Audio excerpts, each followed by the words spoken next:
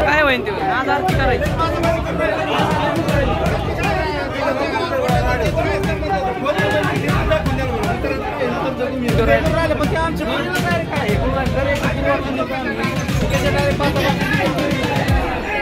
अहिल्यानगर जिल्ह्यातील पाथर्डी तालुक्यामध्ये जवखेडे खालसा येथील कान्होबा उर्फ तांबोळदेव देवस्थान या ठिकाणी गुरुवारी आरती करण्यावरून दोन समाजामध्ये शाब्दिक चकमक झाली असून त्याचं रूपांतर धक्काबुक्कीमध्ये झालं। या घटनेची माहिती समजताच वरिष्ठ पोलीस अधिकारी फौज फाट्यासह घटनास्थळी दाखल। पाहूया याबाबतचा सविस्तर वृत्तांत। जवखेडे खालसा येथून 2 किलोमीटर अंतरावर असलेल्या कान्होबा उर्फ तांबोळदेव देवस्थान इथं दोन समाजामध्ये गेल्या काही दिवसापासून धार्मिक विधी करण्यावरून वादविवाद सुरू आहेत। यापूर्वी देखील पोलीस प्रशासनानं हा वाद मिटवण्याचा प्रयत्न केला असला तरी गुरुवारी काही तरुणांनी या देवस्थानच्या गाभाऱ्यात आरती करण्याचा प्रयत्न केला। यावेळी उपस्थित इतर समाजाच्या तरुणांनी आरती करण्याला विरोध केला। त्यानंतर दोन गटामध्ये शाब्दिक चकमक झाली, नंतर धक्काबुक्की सुद्धा झाली।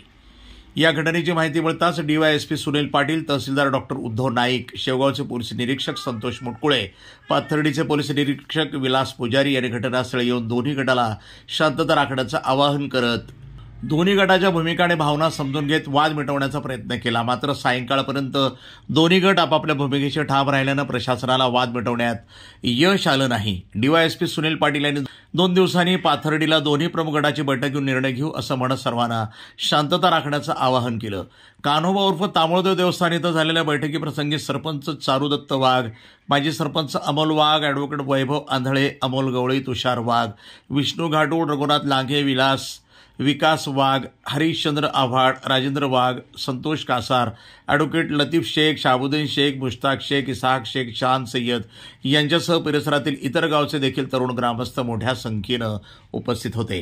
कुठेही अनुचित प्रकार घडू नये म्हणून दंगल नियंत्रण पथक घटनास्थळी दाखल झालं असून कानिफनाथ देवस्थान परिसर तसंच जवखेडे खालसा या ठिकाणी प्रकारामुळे तणावग्रस्त परिस्थिती निर्माण झाली आहे।